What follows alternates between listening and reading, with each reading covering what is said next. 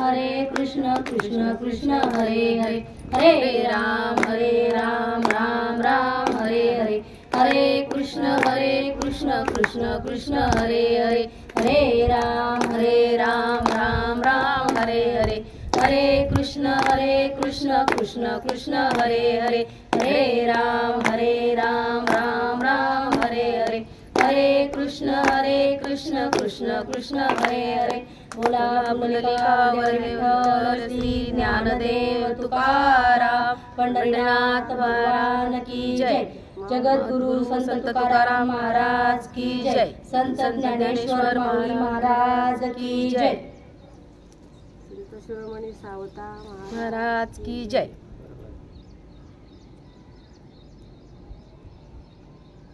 या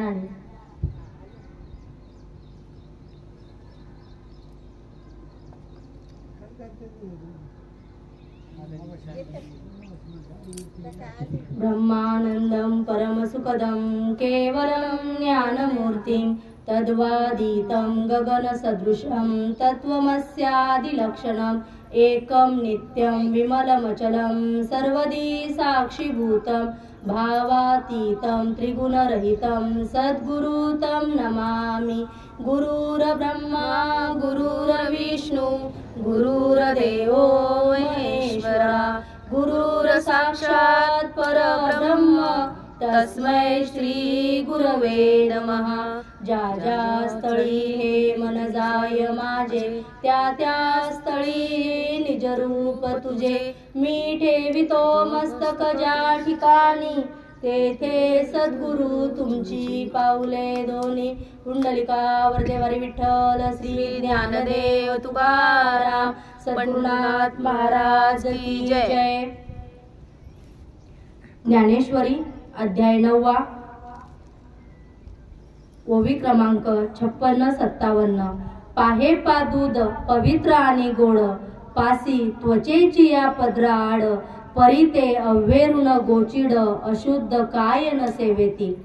का कमल कांदा आणि दुर्दरी नांदणूक एकेच घरी परी परागू सेवेची भ्रमरी एरा चिखलूच उरे. अर्थ हे पहा गायीचे दूध हे पवित्र असून गोड आहे, तसेच अगदी जवळ त्वचेच्या पडद्याच्या आतच आहे, परंतु ते सोडून गोचिड रक्त सेवन करीत नाही का. किंवा कमळाचा कांदा व बेडूक हे एकेच ठिकाणी वास्तव्य करीतात, परंतु कमळातील मकरंदाचे सेवन भ्रमर करीतात व बेडकाच्या वाट्याला चिखलच उरतो. आज 25 तारीख आणि 25 तारीख माझ्या सासूबाईंचं आईंचं आज 6वे पुण्यस्मरण आहेत आणि तुम्ही सगळे संत मायबाप या ठिकाणी आलात. तुमचं प्रथम तोडकर कुटुंबियांच्या वतीनं मी सहर्ष असं स्वागत करते. एका माऊलीच्या सोहळ्यासाठी तुम्ही या ठिकाणी आलेला आहात. खरंच हा सोहळा हा एक अवर्णनीय सोहळा आहे. त्या निमित्ताने चिंतन होतं, विचारमंथन होतं आणि आपली आपल्याशी गाठभेट होते. ती आपली आपल्याशी गाठभेट घडवून घेण्यासाठी माझंच काय हरवलेलं आहे ते शोधण्यासाठी तुम्ही आम्ही संत मायबाप हो या ठिकाणी जमलेलो आहोत. तर आज अध्याय 9 मधली 56 आणि 57 ओवी ही निरूपणासाठी घेतलेली आहे. ज्या ज्या वेळेला चिंतन होत असतं, मनन होत असतं, त्यावेळेला आपण आपल्या स्वतःशी तगूस साधायचा की याप्रमाणे खरंच माझं चाललेलं आहे का, याप्रमाणे माझे आचार विचार उच्चार याप्रमाणे होत आहेत का. म्हणजे असं घडलं असेल तर माऊलींनी सांगितलेल्या वाटेवरती मी एकदम बरोबर चाललेलो आहे. माऊलींनी जो मला ही जी विश्वाची माऊली आहे त्या माऊलीनं जो मला काही मार्ग काढून दिलेला आहे त्या मार्गावर जात असताना माझा मार्ग योग्य आहे ही आपलीच आपल्याला खात्री होते आणि आपण पुढे चालत असतो. म्हणून आज चिंतन होत असताना तुम्ही पण आपलं स्वतःचं चिंतन करायचं की आपल्याकडनं जाणून बुजून कोणी काही करत नाही, परंतु कळत न कळतपणे काही गोष्टी राहून जातात आणि त्या राहून न गेल्यामुळे जे काही प्रारब्ध संचित क्रियामान कर्म आपलं वाढीस लागतं त्याची बाधा आपल्याला या देहरूपाला भोगावी लागते. आणि हे सगळे बंध तुटण्यासाठी नवे तर त्याचा प्रभाव थोडा का होईना कमी होण्यासाठी हा परमार्थाचा मार्ग आहे. आज हा माझ्या माऊलीचा सोहळा आहे आणि खरंच आहे ना की संत सांगतात की देहाच्या बांधोडी न पडिजे, सुख दुःखाच्या सागरी न बडिजे, सुखे सुखात्मे गडिजे माझी अंगा. हे 9वे अध्याय संतांनी का सांगितलेलं आहे की आपलं संपूर्ण आयुष्य देहाच्या संबंधाने विचार करण्यामध्ये जातं. आपण देहाच्या अधिक विचार करतो, त्याच्या मागे अधिक धावतो. परंतु ज्या वेळेला की आतापर्यंत तुम्ही आम्ही या ठिकाणी बसलेले संत मायबाप हो, आपण कित्येतरी लोकांना स्मशानभूमीपर्यंत पोहोचवायला गेलो आत्या. आपल्याला स्मशानभूमीचा रस्ता माहित नाही का? पण ज्या वेळेला हा देह पडतो त्यावेळेला आपण का जात नाही? कारण चाले शरीर कोणाची असते, कोण बोलवितो हरिविन, बोलवी देखवी ऐकवी एक नारायण, तयाचे भजन चुकू नका. हे संतांनी का सांगितलंय की भजन कुणाचं करायचं? की ज्याच्याही सत्यामुळे सगळं विश्व चाललेलं आहे, हे ब्रह्मांड सृष्टी ज्याच्या सत्तेमुळे चाललेली आहे, त्या एका एक रूप विश्वाला आपण जाणून घेतलं पाहिजे. कारण तोच एकमेव अद्वितीय आहे, शाश्वत आहे. परंतु आपण त्याच्या मागे न लागता, विरक्ती येत नाही का? आपल्याला येते. ज्या वेळेस आपलं चिंतन होतं, मनन होतं, बुद्धीचा आणि जो ध्यास होतो, त्या प्रत्येक वेळेस आपल्याला विरक्ती येते. आपण स्मशानभूमीमध्ये बसल्यानंतर ना आपल्या समोर ती चिता जळत असताना आपल्याला खरंच वाटून जातं की या देहाचं काही खरं नाहीये, ही कमवलेली माया आहे, ह्या मायेचं काही खरं नाहीये, हे सगळं जाणार येणार आहे, यात आपण अडकायला नको. आपल्या सोबत काहीही येत नाही, हा विरक्तीचा निश्चय स्मशानभूमीमध्ये असेपर्यंत आपल्याला नक्की येतो. परंतु ज्या वेळेला स्मशानभूमीतून आपली पावलं घराकडे जसजशी वळायला लागतात, स्मशानभूमीची आपण वेस ओलांडली की पुन्हा आपला प्रपंच सुरू होतो, पुन्हा आपलं हे रहाड गाडगं सुरू होतं. आणि जो काही 2 क्षणांपूर्वी आपण विचार केला होता, जी काही विरक्ती आपल्याला आली होती, हे सगळं दिसतंय, भासतंय, ते नाचणारं आहे, ते सत्य नाही. हा भाव आपला दृढ राहत नाही आणि म्हणून आपल्याला कर्माची बाधा जास्त भोगावी लागते. मग संत सांगतात, जैसे कर्म केले तैसे फळासी आले, उपजले मेले ऐसे किती. म्हणून आपण जोपर्यंत हा देह चालता बोलता आहे तोपर्यंत चिंतन केलं पाहिजे, मनन केलं पाहिजे. आणि ज्या ठिकाणी आपला भाव दृढ होतो त्या ठिकाणी आपण शरण जायला पाहिजे. जोपर्यंत आपण शरण जात नाही तोपर्यंत ह्या जीवाचा उद्धार होत नाही. आणि एकदा का आपण शरण गेलो की त्यासाठी एक दृष्टांत आहे की आता प्रत्येकाला या ठिकाणी अनुभव आहे, कुणाच्या घरी आहे, कुणी बाजारातून आणतं वांग, प्रत्येकाला माहित आहे. ज्या वेळेला झाडापासून आपण वांग तोडायला जातो तो काटा किती छोटासा असतो, पण ज्या वेळेला तो काटा आपल्याला टोचतो तर आपल्याला 8 दिवस झोप येत नाही. तो काटा सतत सलत राहतो आणि ज्या वेळेला तो काटा आपल्या बोटातून बाहेर काढला जाईल त्यावेळेला आपल्याला थोडंसं बरं वाटतं. आणि ज्या वेळेला ही वांगी आपण शिजवून घेतो, वांग्याचा प्रत्येक काटा काढून टाकत नाही, तो शिजवल्यानंतर त्याच काट्याला आपण चावून चावून चावून खात असतो. काय बदल झाला? जे वांग तोडायला गेलो तोडताना तोच काटा होता, फक्त तोच काटा आता आपण शिजवून खाताना चावून चावून खातोय. फक्त काय झालं? संस्कारांचा बदल झाला. त्या काट्याला अग्नीचा संस्कार झाला, अग्नीच्या संस्कारामुळे तो काटा क्षमला, त्याची ताकद क्षमली आणि त्यामुळे तो आपल्याला इजा पोहोचू शकला नाही.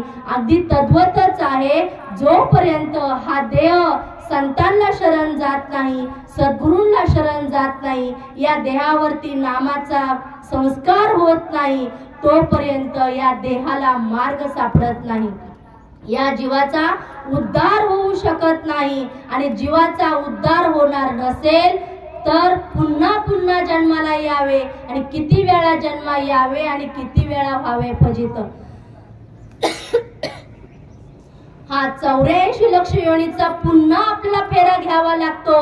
हा विचार कधी आपल्याला येत नाही मायबापो.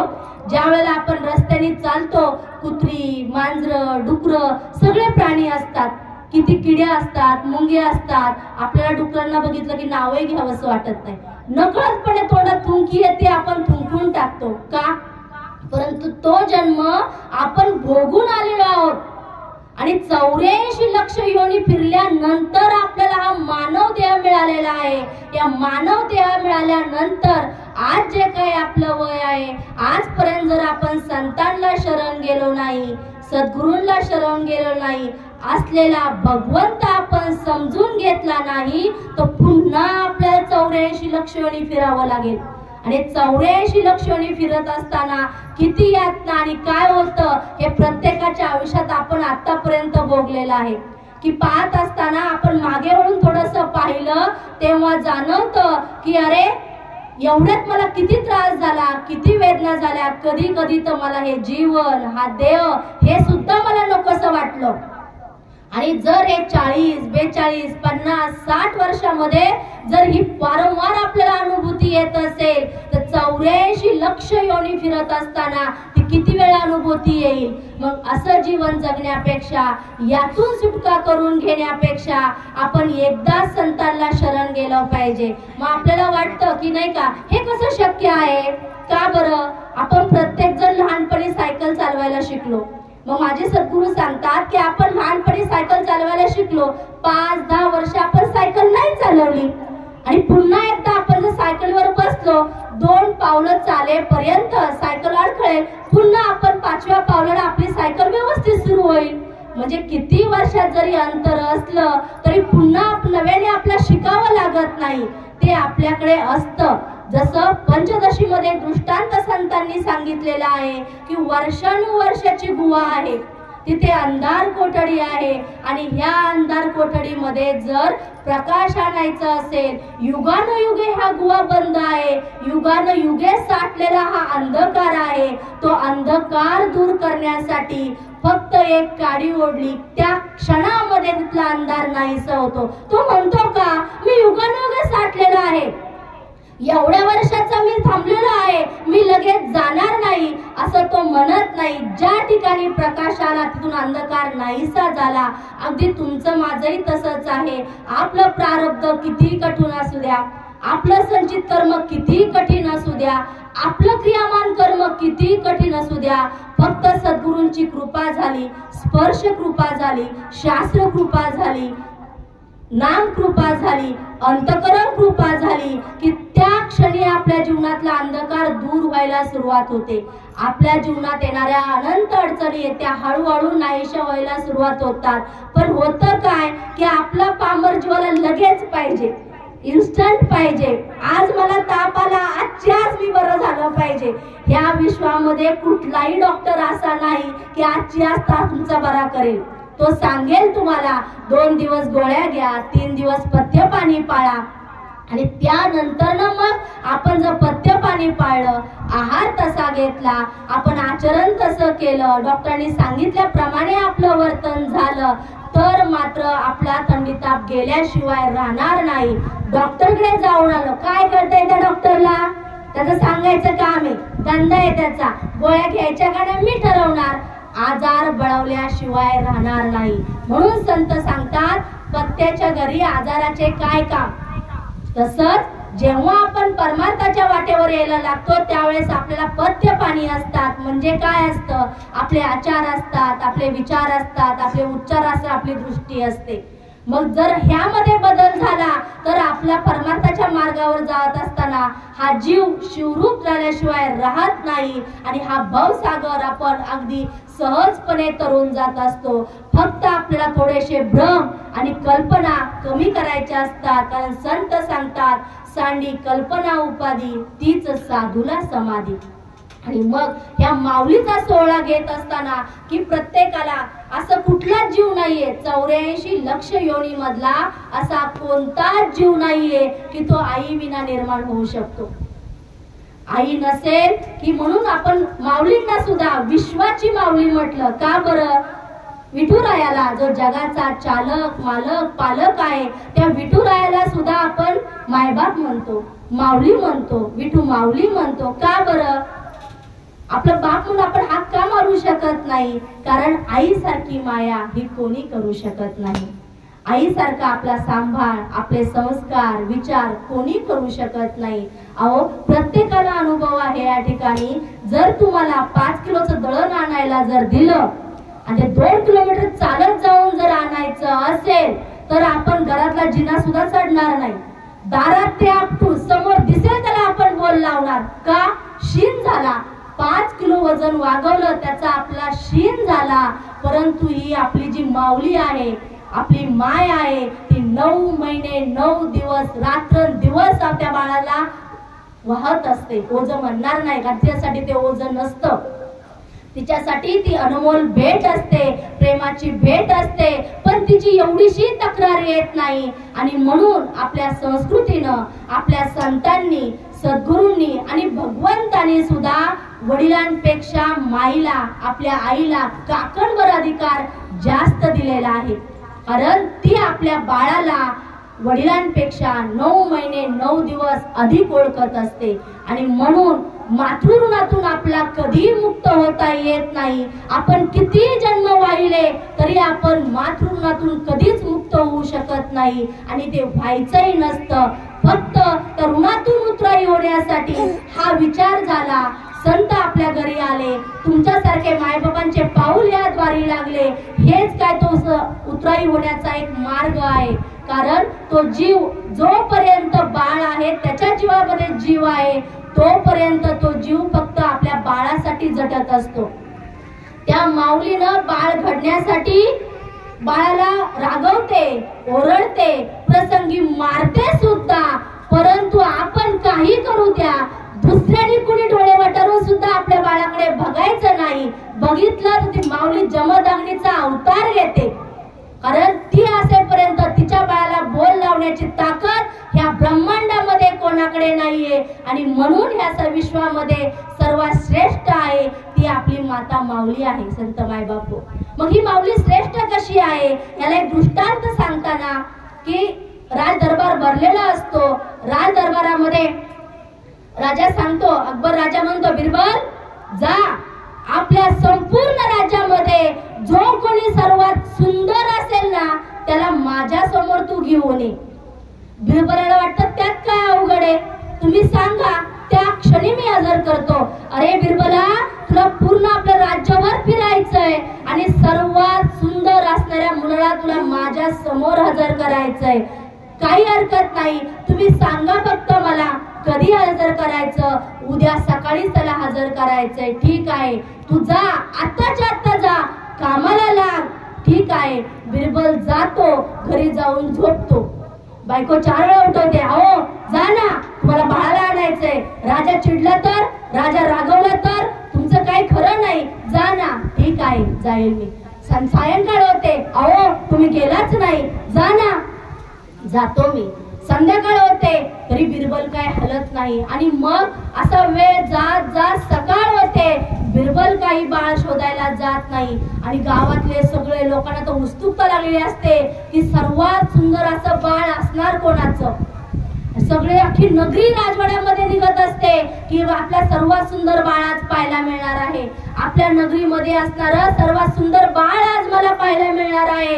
आणि आपल्या या चर्मदृष्टीनं याची देही, याची डोळा हा सोहळा पाहण्यासाठी अख्खी नगरी राजवाड्याकडे निघत असते. आणि त्यावेळेला बिरबल ते बाळ शोधायला जात असतो.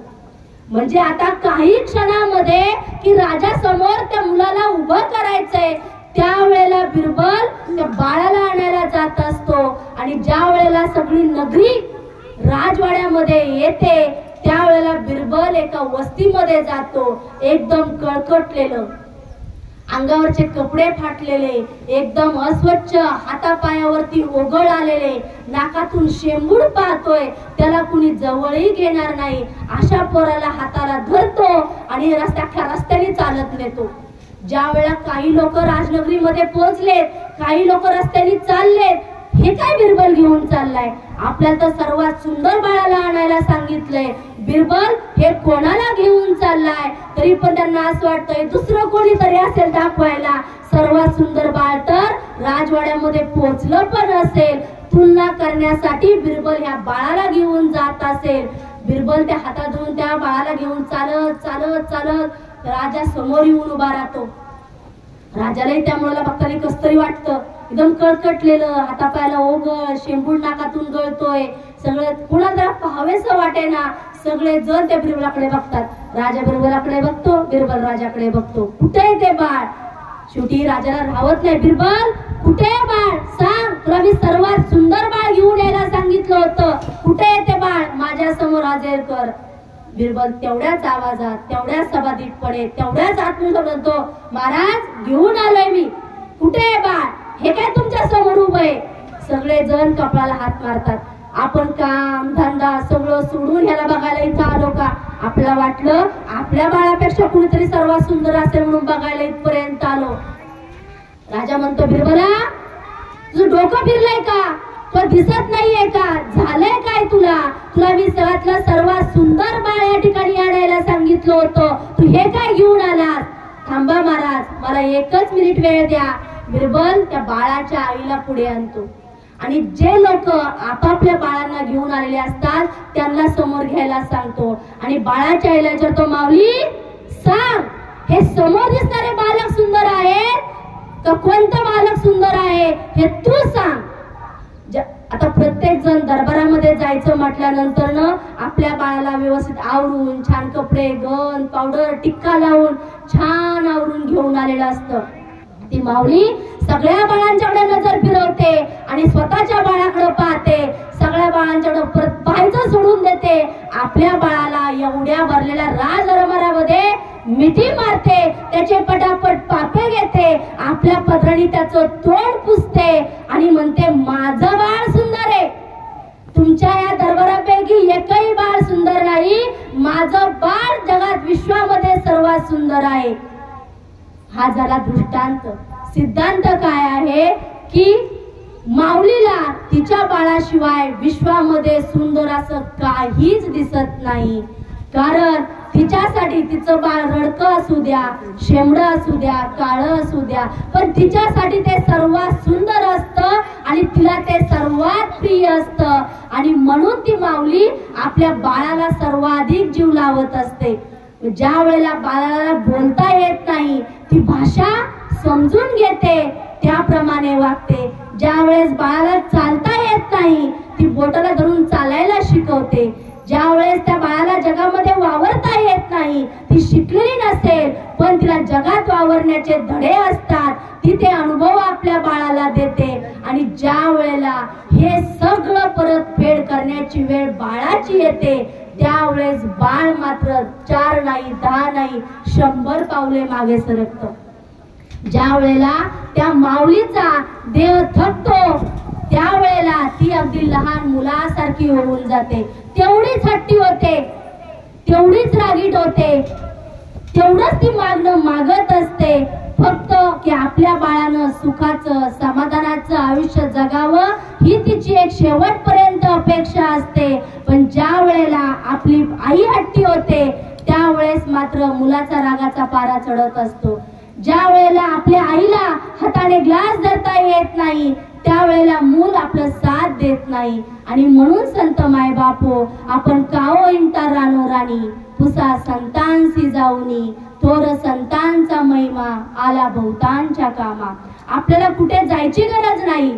आपण कुठे काशीला नाही गेलो तरी चालेल, आपण पंढरीला नाही गेलो तरी चालेल, कारण आपल्या घरामध्ये चालतं बोलतं जे पंढरपूर आहे, जे विठू माऊली रुक्मिणी आपल्या घरामध्ये आहे, त्यांची सेवा जर आपण केली तर आपल्याला कुठे जायची गरज पडणार नाही. कारण एक वेळ भगवंताकडे तुम्ही मागून बघा, भगवंत देणार नाही. आणि आईने मागितलेलं भगवंताला सुद्धा नाकारता येत नाही. एवढी ताकद आईच्या श्रद्धेमध्ये आहे, आईच्या विश्वासामध्ये आहे. आणि आपण तो विश्वास सार्थकी ठरवण्यासाठी, उत्तराई होण्यासाठी आपण या माऊलीची सेवा करत राहिलं पाहिजे. जोपर्यंत आपण माऊलीची सेवा करत नाही, तोपर्यंत कुठलाही भगवंत आपल्याकडे येत नाही. कारण संतांनी सांगितलंय की भगवंताला मागणं मागितलं तर संत सद्गुरू मिळत नाहीत, पण संत सद्गुरूंना मागणं मागितलं तर भगवंताला आपल्या दारामध्ये आल्याशिवाय राहत नाही. अहो काय होतं पुंडलिकाकडे, पण त्याच्या नामामध्ये, त्याच्या श्रद्धेमध्ये, त्याच्या विश्वासामध्ये एवढी ताकद होती, त्यानं फेकलेल्या विटेवर 28 युग त्याला उभं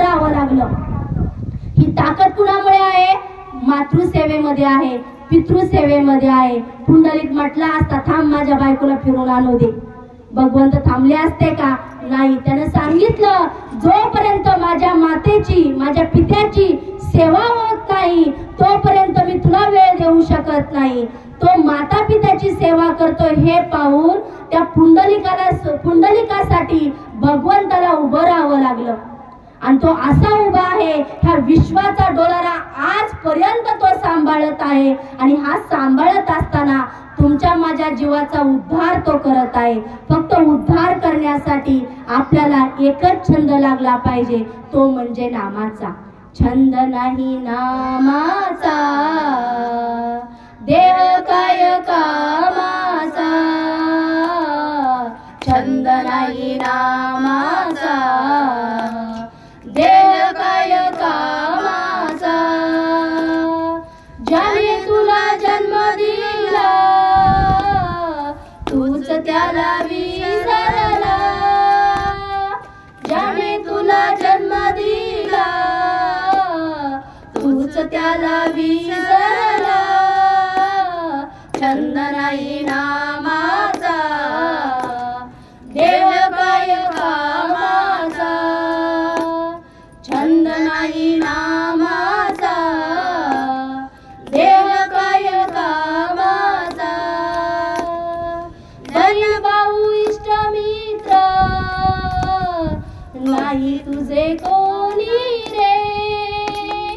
बहीण भाऊ इष्ट मित्र नाही नाचे. छंद नाही नामाचा, देह काय कामाचा. छंद नाही नामाचा, देह काय कामाचा. ज्ञान बुद्धी नाही तुला खोट्याच्या मागे गेला. ज्ञान बुद्धी नाही तुला खोट्याच्या मागे गेला. छंद नाही नामाचा, देह काय कामाचा. छंद नाही नामाचा, देह काय कामाचा. तुका म्हणे भजन करा मानव जन्म नाही पुन्हा. तुका म्हणे भजन करा मानव जन्म नाही पुन्हा. छंद नाही नामाचा, देह काय कामाचा. छंद नाही नामाचा, देह काय कामाचा. जे संतांनी एवढं आपल्याला सांगितलेलं आहे की छंद नामाचा नसेल, आपले अनेक छंद असतात. हे 64 कला आहेत. त्या 64 कला आपण शिकल्या पाहिजेत, जगल्या पाहिजेत, अनुभवल्या पाहिजेत. पण ह्या जगत असताना, ह्या अनुभवत असताना ज्याच्या सत्तेमुळे मला भोगता येतात, हा जर चिंतन झालं, हा जर विचार आपला पक्का झाला तर आपण संतांना शरण गेल्याशिवाय राहत नाही. कारण हा मानव देह आपल्याला पुन्हा मिळणार नाहीये. मग आपण जर संतांना शरण गेलं, नाही का, संत सांगतात तुम्ही वासुदेव वासुदेव म्हणा. का सांगतात बरं?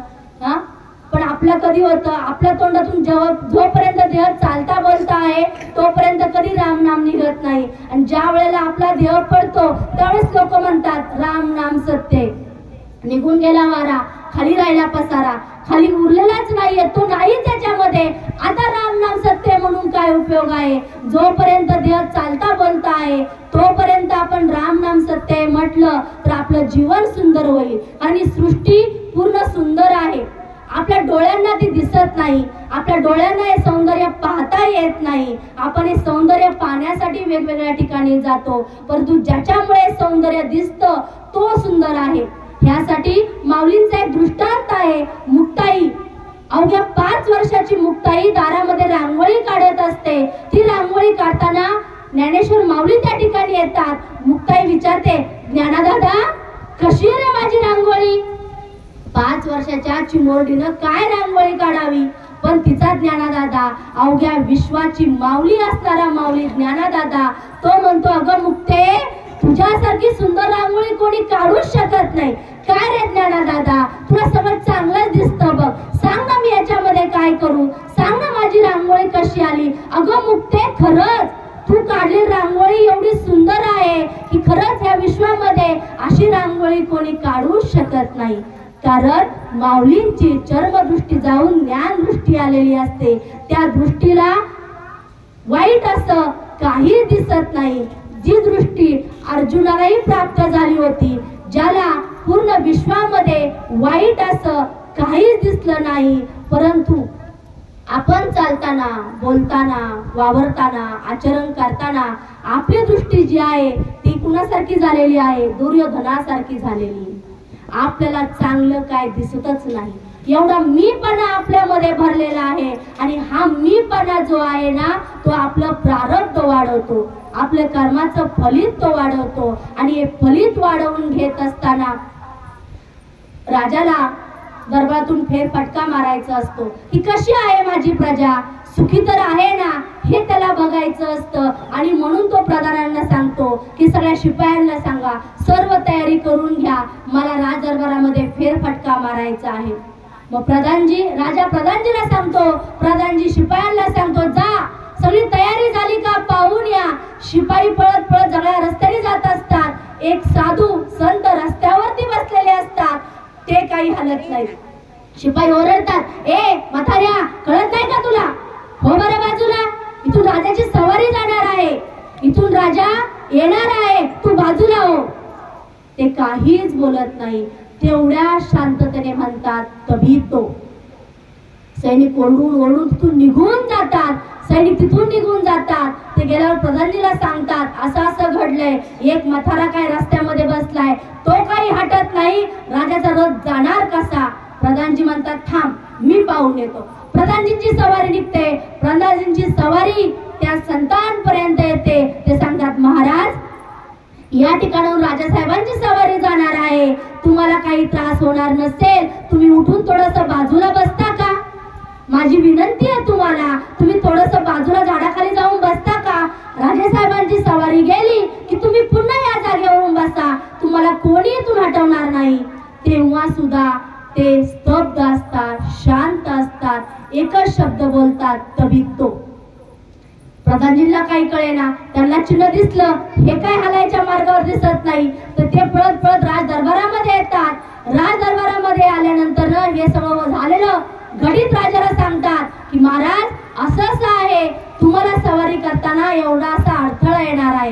राजा म्हणतो, ठीक आहे, चला आपण जाऊ. तर मग राजा सवारीला निघतो. राजा त्या संतांपर्यंत येऊन पोहोचतो. राजा आल्या आल्या प्रथमतः त्या साधू संतांचं दर्शन घेतो. दर्शन घेतल्यानंतर त्यांना विनवणी करतो, महाराज, या ठिकाणावरून मी जातोय म्हणून नाही, तर माझ्या बरोबर असंख्य सैनिक असणार आहेत आणि त्यांचा त्रास तुम्हाला होईल, ते यातना तुम्हाला भोगावा लागेल, आवाज खूप मिळेल, म्हणून मी थोड्या वेळापुरतं तुम्हाला या आसनावरून बाजूला बसवतो आहे. माझी सोय म्हणून नाही, तर तुम्हाला त्रास होऊ नये म्हणून मी हे करत आहे. माझं काही चुकत असेल तर मला क्षमा करा, अशी विनंती केली जाते. आणि त्या ठिकाणाहून राजा स्वतः त्या संतांना उचलतात आणि रस्त्याच्या बाजूला झाडाखाली त्यांना विसाव्यासाठी थांबवतात. एवढं झालेलं पाहून सुद्धा ते संत कशाने प्रभावित होत नाही. ते एकच शब्द पुन्हा बोलतात, तभी तो. आता कळे ना, सैनिक तिथे असतात, प्रधानजी पण तिथे असतात, राजा पण तिथे असतो. सैनिक आले, आरडाओरडा केला, दमदाटी केली, तरी तभी तो. प्रधानजी आले, विनवणी केली, विनंती केली, तरी तभी तो. आणि आता राजाने विनम्रतेने सांगितलं, स्वतः त्यांची सेवा केली, तरी तभी तो.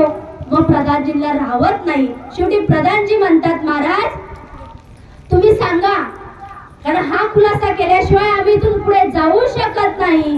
तुम्ही सांगा, तुम्ही रागवला नाही, सैनिक एवढे आले, तुम्ही रागवला नाही, चिडला नाही, ओरडला नाही, मी तुम्हाला नम्रतेने बोललो, तुम्ही मलाही काही म्हणाला नाही. आमच्या स्वतः राजानं तुमची सेवा केली तरी तुम्ही काही म्हणाला नाही. या तिन्ही प्रसंगांना तुम्ही एकच उत्तर दिलं, तभी तो. याचा अर्थ सांगा, म्हणजे आम्हाला जीवन जगताना याचा काहीतरी उपयोग होईल.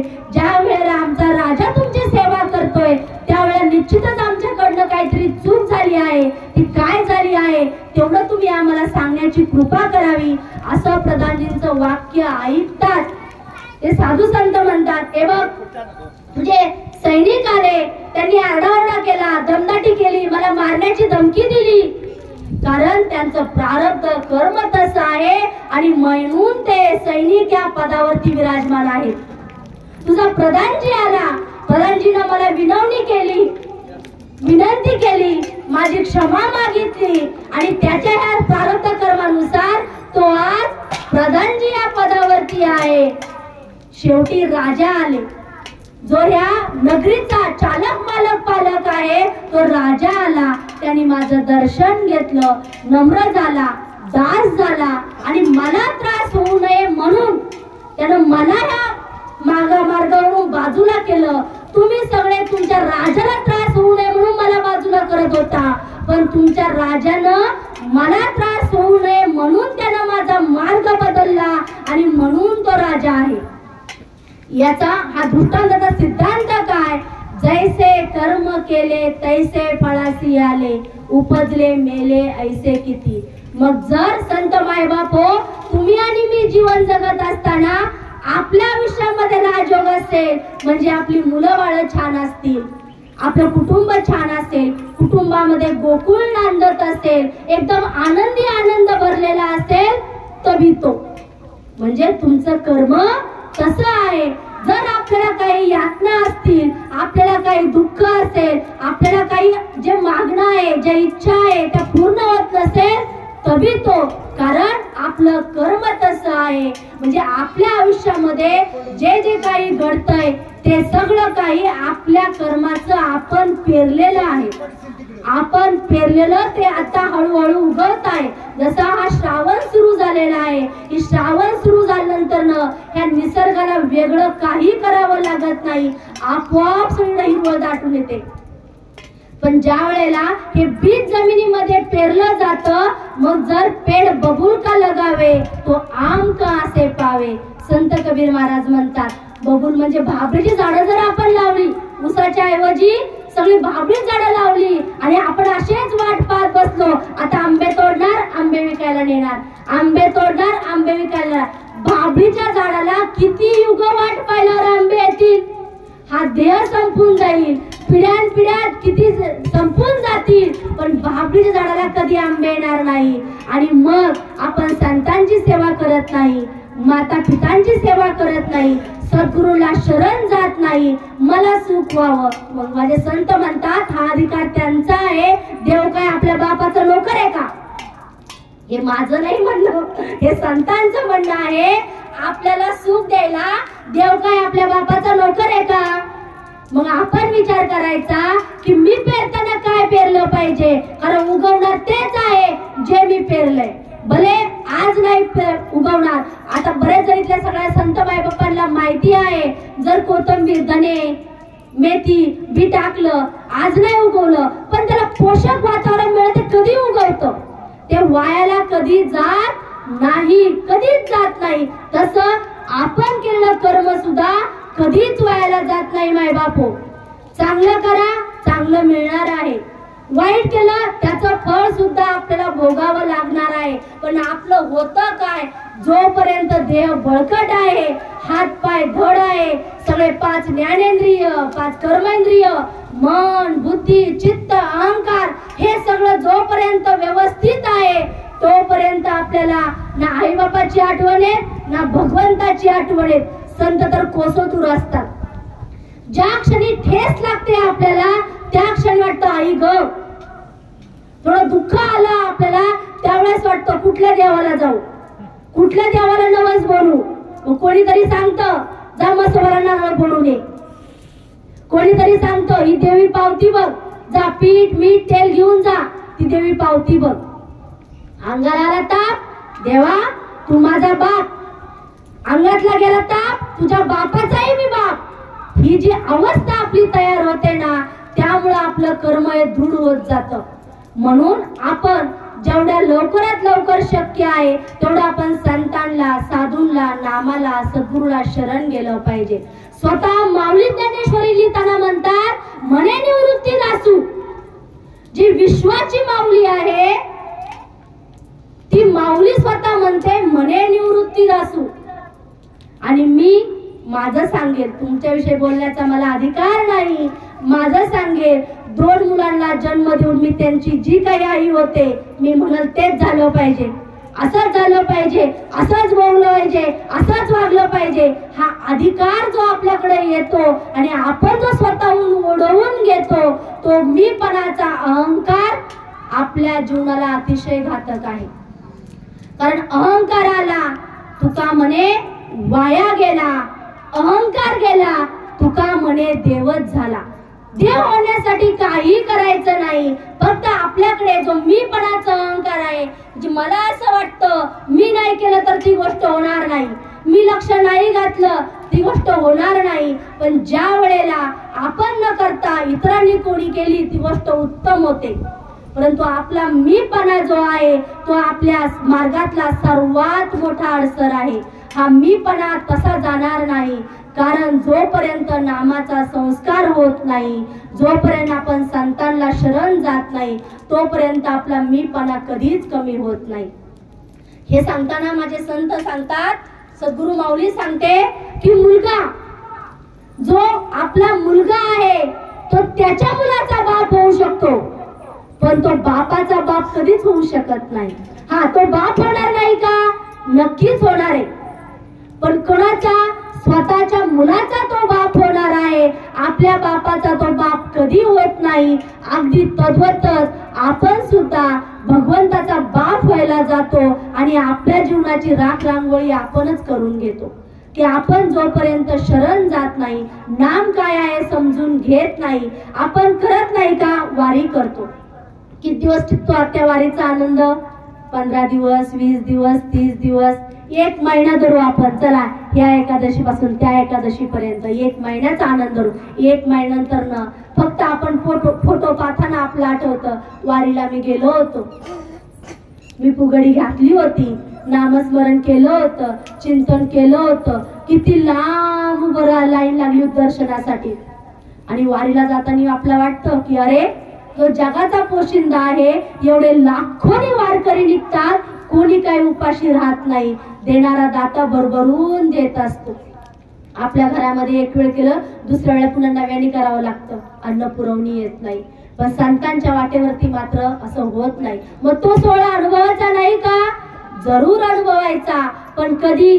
संत जाणून घेतल्यानंतर, नाम समजून घेतल्यानंतर, सद्गुरूंना शरण गेल्यानंतर. अहो, आपल्याला आपली आईच नाही कळाली आणि आपण जर शोधायला निघालो, कसं काय?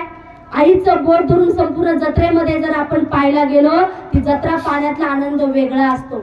आपली आपण एकटं जा, किती मोठा असू द्या, आपली आपल्याला एक आपण हरवण्याची भीती असते, नाहीतर आपली वस्तू हरवण्याची भीती असते.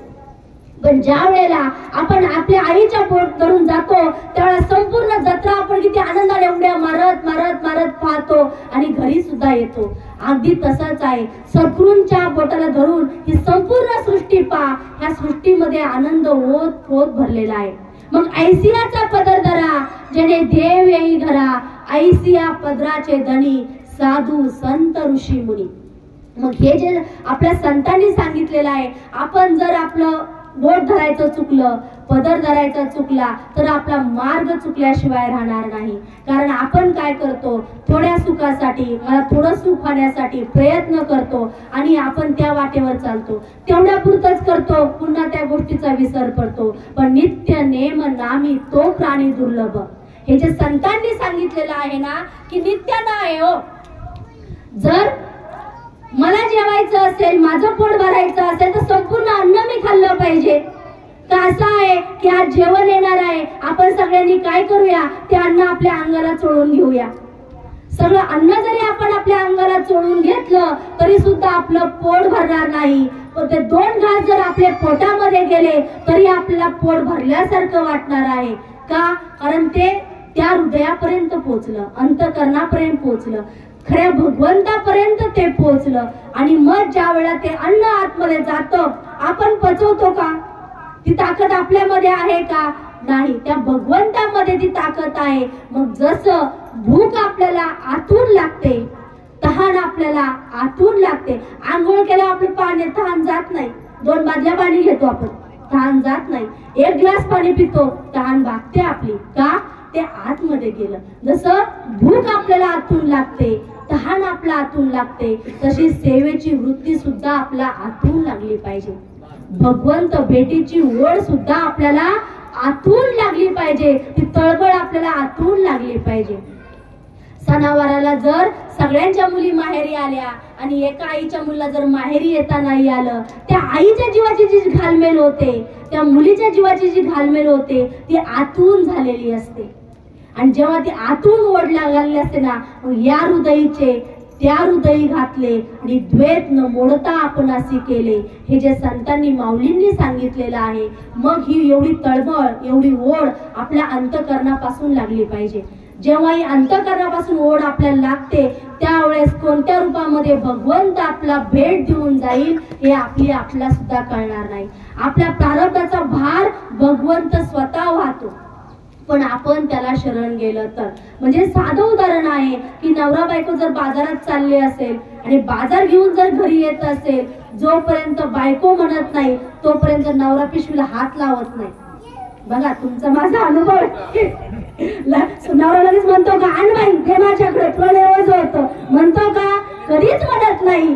ती पण स्वतः वेळ, तिला बी लय असतं, मी वाहणार, मी नेणार, 10 पावलं घेऊन जाते, स्वतः वाहते, पण तिला वाटतं आता आपल्याच्याने काय होत नाही, ती खाली आपटते. बघताय काय, घ्यायचं कळत नाही का? मग ती पिशवीला हात लावतात. भगवंत पण तसाच आहे. जोपर्यंत तुम्ही हात टेकत नाही, शरण जात नाही, आपला भार त्याच्यावर घालत नाही, तोपर्यंत तो भार वाहणार नाही. मग आपण तो भार त्याच्यावर देऊन सोपवला पाहिजे. आपण भगवंतावर भार सोपवतो आणि आपण भ्रमामध्ये, कल्पनामध्ये जातो. नाही झालं तर, नाही व्हायला तर, हे काम माझं नाही पूर्ण झालं तर, आहे का आपला विश्वास? नाही. अहो, आपण रात्री झोपतो, आपला माहिती आहे, आपला विश्वास आहे, माझा भगवंत मला सकाळी उठणार आहे, उठवणार आहे, पण विश्वास नाही, गजर लावतो. नाही उठवलं तर गजर लावतो आणि गजर लावतो, स्वतः त्या गजरच्या आधी उठतो आणि स्वतः सगळं सांगतो, गजर मी उठून बंद केला, मी उठल्यावर 10 मिनिटांनी गजर झाला, मी उठलो. मी उठलो का? तो नाही, तुला उठवणारा वेगळा आहे. तो जागा होता, तो झोपला तर जय हरी, तर तो जागा आहे, तो अविरतपणे जागा आहे आपला भार वाहण्यासाठी. पण विश्वास आपला कमी पडतो. आपण तोंडाने म्हणतो, त्या भजन गाऊन गाऊन म्हणतो, विश्वास करे स्वामीवर सत्ता. ह्या ओव्या गायला, सांगायला, बोलायला सहज सोप्या आहेत. मग संत सांगतात, बोल बोलता वाटे सोपा, करणी करता टेर कापे. सहज नाहीये, सोपं नाहीये, पण सहज आणि सोपं आहे कुणासाठी? आहे सर्वाहुनी सोपे, शहाणा तो दणी घेतोय. ते शहाणा कोण? जो शिकलाय, ज्याला बुद्धी आहे, ज्याने लय पदव्या घेतल्यात, त्यासारखं एवढंच कुणी नाही. शहाणा कोण? जो संतांना शरण गेला, जो भगवंताला शरण गेला, ज्याने नाम काय जाणलं, सद्गुरु काय जाणलं, जगत काय, मी काय, अध्यात्म काय हे जाणून घेतलं, तो शहाणा. कारण ह्या पोटभरीच्या ज्ञानाला जगाच्या बाजारामध्ये शून्य किंमत आहे. ती फक्त आपलं मिळवण्यासाठी आहे, आपला उदरनिर्वाह करण्यासाठी आहे. पण संत जनाबाई कोणत्या शाळेत गेल्या होत्या? बघा, की आता त्या माऊलीचं दृष्टांत पण सगळ्यांना माहिती आहे की संत जनाबाईंना भेटण्यासाठी संत कबीर काशीवरून आले आणि त्यांनी गावात पाऊल ठेवताना विचारलं, अहो संत जनाबाई कुठे राहतात? कोणाला माहित? पुढे गेले, 2 बायका होत्या, अहो या ठिकाणी संत जनाबाई कुठे राहतात? कोण संत जनाबाई? आमच्या गावात कुणी नाही राहत. थोडे पुढे गेले, विचारलं, अहो या ठिकाणी संत जनाबाई कुठे राहतात? आमच्या गावात कोणी संत जनाबाई नाही, जणी आहे ती पाहिजे का? अहो संत जनाबाई पाहिजे, तुम्ही जणी बी नाही आम्हाला नको, संत जनाबाई पाहिजे. ए तुझी नाही आम्हाला कोणी माहिती, जा तू. पुढे आल्याच्या नंतर दोन बायका भांडत असतात, एवढ्या भांडत असतात, एवढ्या भांडत असतात नाही का. आता त्यांना वाटतं अख्ख्या गावात एवढ्या सगळ्यांना विचारलंय, ह्यांना विचारून काय उपयोग. तरी पण त्यांना वाटतं विचारून बघायला काय हरकत आहे. नाहीतर आता आल्या पावली परत निघायचं. आपण संत जनाबाई फक्त ऐकलं अशी नावाची व्यक्ती तर कोणी नाही. मग ते भांडल्या बायकांना थांबवतात. अहो माही सांगाल का इथं संत जनाबाई कोण आहेत? आम्ही सगळ्यांना विचारलं, ह्या गावामध्ये कोणालाच माहित नाही. नक्की आहेत का होत्या? जी भांडत असते ती म्हणते ए बाबा हे बघ ही जणी आहे, ही पाहिजे का तुला? हे बघ. संत कबीर महाराज असे शांत होतात. मी कुठं आलो, काय ऐकून आलो, काय ख्याती घेऊन आलो? ज्या जनाबाईंना भगवंत विठुराया सुद्धा दळण दळू लागतात, भांडी घासू लागतात, कपडे धुवू लागतात, तिच्यावर खातात, बोलतात, चालतात, ह्या संत जनाबाईंची ख्याती ऐकून मी आलो. आता भांडणाऱ्या बाईवर मी काय बोलायचं? उगच मी आलो, मी माझा वेळ वायाला घालवला. आणि मग असं पाहिल्यानंतर मग संत जनाबाई म्हणतात हे बघा महाराज, आपण तुमचा प्रश्न नंतर सोडू, आधी तुम्ही आमचा प्रश्न सोडवा. काय प्रश्न आहे तुमचा माई? हे बघ ह्या गौऱ्या ज्या इथं दिसतायत त्या गौऱ्यांसाठी आम्ही दोघी बांधतोय. आता ह्या गौऱ्यांमधल्या माझ्या गौऱ्या कोणत्या आणि ह्या जणीच्या गौऱ्या कोणत्या ह्या तू शोधून द्यायच्या. आता ते म्हणतात एक तर जनाबाई सापडे ना, आता ह्या गौऱ्या शोधायच्या. आणि गौऱ्या शेणाच्या, गौऱ्या गोल दिसायला एकसारख्या, निवडायच्या कशा? ह्या गौऱ्यांना वेगळं करायचं कसं? एकनाथ महाराजांना प्रश्न पडतो. जणी ओळखते, जणी म्हणते फार अवघड नाही महाराज, गौरी घ्यायची, कानाला लावायची, विठ्ठल विठ्ठल विठ्ठल, आवाज ऐकू आला ती माझी, नाही ऐकू आला हिची. किती सोपं आहे. एकनाथ कबीर महाराजांना वाटतं काय आहे, ठीक आहे म्हणले, एवढं केलं, एवढं करायला काय हरकत आहे, चला करून तर बघूया. त्यांनी ती गौरी घेतली, कानाला लावली, विठ्ठल विठ्ठल, गौरी बाजूला. पुन्हा दुसरी गौरी घेतली, विठ्ठल विठ्ठल, गौरी बाजूला. हे करता करता करता करता हे मोठा ढीग लागला आणि समोरच्या बाईच्या वाट्याला फक्त 4 ते 5च गौऱ्या आल्या. हे पाहिल्यानंतर संत कबीर महाराज काहीच न बोलता त्यांनी जनाबाईच्या पायाशी लोटांगण घेतलं, जनाबाईला शरण गेले. जनाबाईंच्या पायाचं डोकं सोडता सोडेना. आणि मग जनाबाई सावध झाल्या, कबीर महाराजांना बाजूला केलं आणि मग त्यांना जनाबाईचा आधार केला. मग काय बुल्लासी वरली या अंगा, ऊस डोंगा परी रस नोए डोंगा. कारण आपण पण काय पाहतो, देहाने पाहतो, संतांना देहाने पाहतो, भगवंत देहाने पाहतो.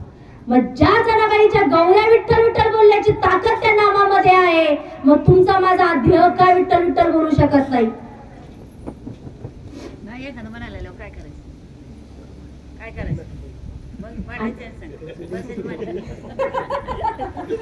मग ज्या जनाबाईंच्या गौऱ्या विठ्ठल विठ्ठल बोलल्या, हा अधिकार तैसा करू उपदेश.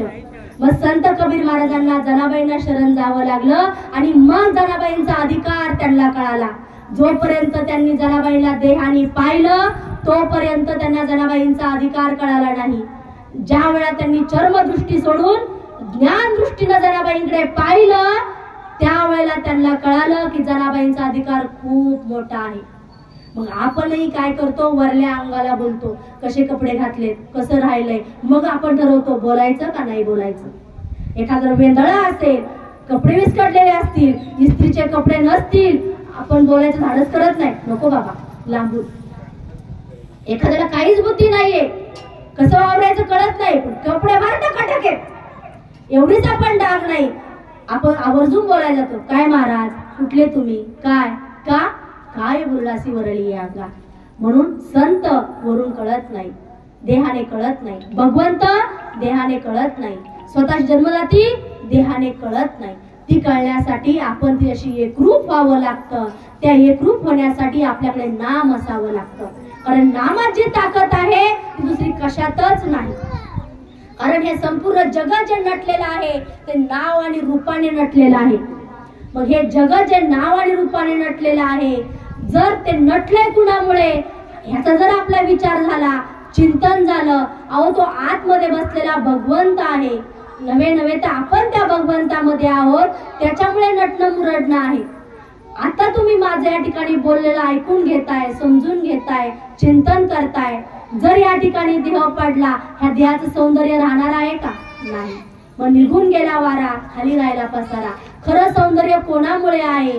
त्या भगवंतामुळे खरं सौंदर्य आहे. आणि त्या एका भगवंताला आपण शरण जायला पाहिजे. आणि मग जोपर्यंत आपण शरण जात नाही तोपर्यंत आपल्या जीवाचा उद्धार होत नाही. मग जसं की आता सगळ्या माता माऊली जे आहेत सकाळी जर स्वयंपाक करत असतात, कधी कधी आवडीने करतात, कधी कधी सवडीने करतात, कधी कधी बळच म्हणून करतात. मग आवडीने केला स्वयंपाक जो असतो त्यात जर नामस्मरण झालं तर तो त्या स्वयंपाकाचं रूपांतर प्रसादामध्ये होऊन जातं. आणि जर मेल्या मुर्द्या भाकरी थापल्या, कुणी खायच्या, कुणाचं पोट भरायचं, कुणाला आनंद व्हायचा. आणि मग हा आनंद किती जरी खाल्लं तरी पोट भरल्यासारखं वाटत नाही. म्हणून जे काय करायचंय ते प्रेमाने करायचं, अंतःकरणापासून करायचं. कारण एक प्रेम भाव चाहिए, दूजा कष्ट अपार. आपण तुम्ही आम्ही सुद्धा कोण आपल्याशी ओळखीचा नसेल, दोन शब्द आपल्याशी प्रेमाने बोलत असेल, आपल्या खूप भरून पावल्यासारखं वाटतं. ओळखीचा नाहीये, आता क्षणामध्ये ओळख झालेली आहे, पण तो प्रेमाने विचारपूस आपली करतोय, आपल्याला खूप बरं वाटतं. मनोमन आनंद आपल्याला होतो. का? एक प्रेम भाव चाहिए, दूजा कष्ट अपार. प्रत्येक जीव हा प्रेमाचा भुकेलेला आहे. त्याला काही पैसा लागत नाही, काही धन धान्य द्यावं लागत नाही, काही करावं लागत नाही. तुम्ही फक्त प्रेम द्या, सेवा करा. आपण म्हणतो पण सेवा केली तर मेवा मिळणार आहे ना. आपण आपल्या सेवा न करता मेवा पाहिजे. हे कसं शक्य आहे? हे कधीच शक्य होणार नाही. म्हणून आपण सेवा वृत्ती ठेवली पाहिजे, जी संतांच्याकडे होती. आणि म्हणून ते संत पदाला जाऊन पोहोचले. आत्या म्हणाल्या की करत नाही त्याला काय करायचं, तू त्याची कर्म वाढवून घेतो. कारण आपण सुख द्यायला ह्या जगामध्ये, पूर्ण ब्रह्मांडामध्ये आपल्याला सुख द्यायला कोणी समर्थ नाही. तद्वतच आपल्याला दुःख द्यायला सुद्धा कोणी समर्थ नाही. सुख सुद्धा आपल्याच कल्पनेनं आहे, दुःख सुद्धा आपल्याच कल्पनेनं आहे. येत्याचा जर विचार केला असता अजून अर्धा तासाने गेला असतो, डायरेक्ट जेवाय मिळालं असतं. हे काय ऐकावं लागलंय? दिलं का कोणी दुःख? आपल्याच कल्पनेने आलं. तसं सुख द्यायला सुद्धा जे नामाचे विचार आहेत, जे नामामध्ये गुंतलेले असतात, ज्याला संत कळाले, ज्याला भगवंत कळालं, त्याला असं वाटतं बरं झालं आपण लवकर आलो, जेवाय नाही मिळालं तरी चालेल, माझं मन तृप्त झालं. हे सुख कुणामुळे मिळालं? आपल्याच विचारामुळे मिळालं. म्हणून विचारांचा विचार करायला आपण शिकलं पाहिजे. जोपर्यंत आपण विचारांचा विचार करत नाही तोपर्यंत असलेला भगवंत आपल्याला कधीच कळणार नाही. ह्यासाठी संत सांगत असतात की आपण नामावर राहिलं पाहिजे. कारण एक नाम तारी, बाकी सगळी दुकानदारी. मग हे नाम कसं आहे, हे नाम किती श्रेष्ठ आहे, हे सद्गुरूंना शरण गेल्याशिवाय कळत नाही. आता जर मी जन्माला आले आणि मी म्हटलं असतं नाही माझं नाव मलाच ठेवायचंय, मीच माझं नाव ठेवणार, आहे का शक्य? नाही. त्यासाठी आत्याबाई लागते ना. मग आत्याबाईंनी ठेवलेलं नाव आयुष्यभर तो जीव मिरवत असतो, आनंदाने उड्या मारून मारून सर्व जगाला सांगत असतो. आणि त्या नावावरती संपूर्ण देह चाललेला असतो. जेव्हा देह पडतो तेव्हाच ते नाव सुद्धा पडतं. मग तसंच हे नाम जर मी म्हटलं चला रामकृष्णारी माहितीये की आम्हाला, आम्ही आम जपतो, नाही, त्याच्यात ताकद नाही. जर तुम्ही सद्गुरूंना शरण गेलात, संतांना शरण गेलात आणि त्यांच्याकडनं जर तुम्ही नाम घेतलं, जे गुरु परंपरेने आलेलं नाम आहे ते नाम तुम्ही त्यांना शरण जाऊन जर घेतलं तर नाम कार्य केल्याशिवाय राहत नाही. आणि मग जोर का झटका धीरे से. प्रत्येक जीवाला काय वाटतं, आता मी सद्गुरूंना शरण गेलोय, नाम घेतलंय, आता मला दुःख होणार नाही. असं शक्य आहे का? नाही. अहो जो जीव जन्माला आलाय त्याला दुःखही भोगावी लागतात. कारण आपलं प्रारब्ध कर्म तसं आहे, क्रियामान कर्म तसं आहे, संचित कर्म तसं आहे. फक्त होतं काय, सद्गुरूंच्या कृपेमुळे, नामामुळे त्याचा प्रभाव थोडासा कमी होतो. म्हणजे जर रात्र झाली, अंधार झाला तर आपण सगळ्यांच्या घरी लाईट लावायला जात नाही. आपल्याच घराचं बटन दाबतो. तो प्रकाश आपल्या पुरता मर्यादित असतो आणि आपला तो पुरेसाही असतो. असं नाही अंधार पडलाय सगळं दिसलं पाहिजे, चला सगळं बल्ब लावा, लाईटी लावा, असं आहे का? नाही. मग जर आपल्या सुखाची अपेक्षा हवी असेल तर आपण स्वतः शरण गेलं पाहिजे. पण आपला सगळं जीवन चाललंय कशामध्ये? दुसऱ्याला शान करण्यामध्ये. दुसऱ्यानी कसं वागावं, दुसऱ्यानी कसं बोलावं, त्यांनी कसं राहावं, त्यांनी कसं जगावं याचे सल्ले मी देणार. मग आपली आईता असे जो जागता धन्य माता पिता तयाची. ज्याला आपलं हित कळालं तो जागा होतो आणि त्याचं हित होत राहतं. आपण दुसऱ्याला शान करायला जायचं नाही, स्वतः शान व्हायचं. कारण जगत हे सोन्याहून पिवळं आहे. कावीळ मला झालीये. जर कावीळ मला झाली असेल म्हणून मला हे सगळं जग पिवळं दिसतंय. जुनी लोक म्हणायची ऊस खा पिवळा येतोय का बघू. का? ऊसाला पिवळा रंग आला. ऊसाला पिवळा रंग आला कशामुळे? कावीळ मला झाली, दोष माझ्यात आहे. अख्ख्या ऊसाला इंजेक्शन देऊन चालेल का? त्याच्यासाठी एक दृष्टांत आहे. विंचू चावला म्हणून एक जण डॉक्टरकडे जातो. तो डॉक्टरकडे गेला की डॉक्टर सांगतो हे औषध आहे, हे मलम आहे, जिथे चावला ते जाऊन लाव. ठीक आहे, विश्वास प्रचंड. घरी आल्याला घरात पण शिरत आहे, पळत पळत पळत गोठ्यात जातो. गोठ्याची खुंटी मलम काढतो, खुंटीला मलम लावतो. 1 दिवस झाला, 2 दिवस झालं, 3 दिवस झालं, जखम काय बरीच व्हायना, खुंटीचा मलम चालूच आहे. परत डॉक्टर जातो. डॉक्टर तुम्ही सांगितल्याप्रमाणे मी केलं, जिथे चावला जाऊन मलम लावला, मला काही गुणच नाही आला. डॉक्टर म्हणे बघू जखम, अरे मलमच नाही लावलं, ह्याला कशाला लावायचा? तुम्ही काय सांगितलं? जिथे चालतो मलम लावायचा. मला खुंटीला चावला विंचू, मी खुंटीला मलम लावला. मग तुमचं माझं असं नाहीये का जीवन? झालाय रोग कुठे? रोग कुठे झालाय? आपल्या अंतःकरणामध्ये, आपल्या विचारांमध्ये, आपल्या दृष्टीमध्ये. आपण इंजेक्शन देतोय कुणाला? समोरच्याला. कधी बरं होणार? कधी आपली दुःख नाहीसी होणार? असलेला आनंद आपला कधी कळणार? मग आनंद कळून घेण्यासाठी विचारांचा विचार झाला पाहिजे. ह्या माऊलींना मला जगायला वागायला कसं सांगितलंय, माझं जीवन कसं असलं पाहिजे सांगितलंय. हे जे निरूपण या ठिकाणी दिलेलं आहे, या निरूपणाप्रमाणे जर माझा आचार विचार उच्चार असेल तर माझा मार्ग बरोबर आहे. आणि ज्या वेळा मी ओवी वाचलीये, ओवीचा अर्थ मी वाचलाय आणि तरी सुद्धा ताळमेळ बसत नाहीये. माऊलींचं म्हणणं एक होतंय, माझं जगणं एक होतंय. म्हणजे काय? बघा, घड्याळ दाखवतो मला.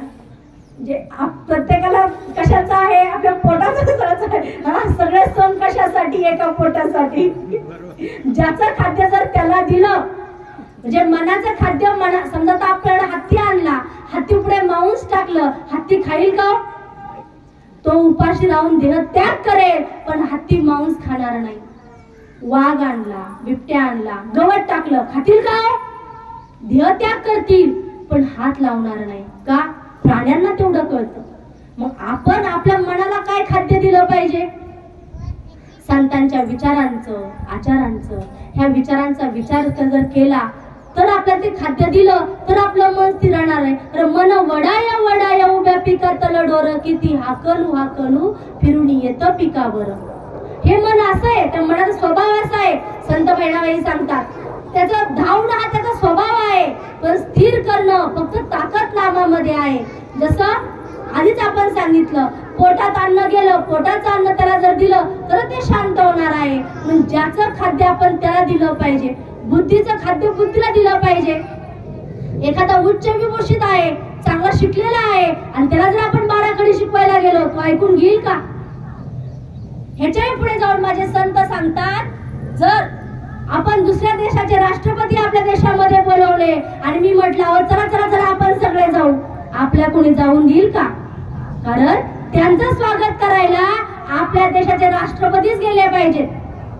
अगदी तद्वतच संत मायबाप हो, तुम्ही आणि मी जीवन जगत असताना की आपल्याला सुद्धा आपल्या जर देव पाहिजे असेल, देव होऊन आपण देवाकडे गेलो पाहिजे.